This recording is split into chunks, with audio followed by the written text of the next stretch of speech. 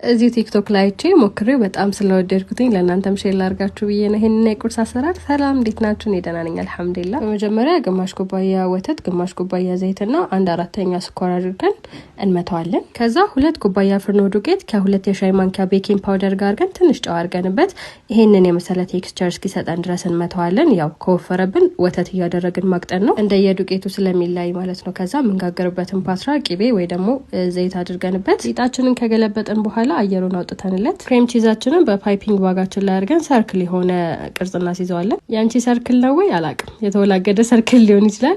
ከዛ እናስይዘውና ከላይ ሰሊጣችንን እንነሰንስበታለን። ከመክተታችን ከ10 ደቂቃ በፊት ኦቨናችንን ማጋል አለብን። ከዛ ቢያንስ ለ20 ወይ ደግሞ ለ30 ደቂቃ እንደየኦቨናችን ይለያያል ማብሰል ነው ማለት ነው። እንደመልኩ ጣዕሙም ልዩ ነው። ሳይረፕ ወይ ደግሞ ማር መጠቀም ትችላላችሁ። እኔ ማር ስለማልወድ ሳይረፕ ነው ያደረኩት።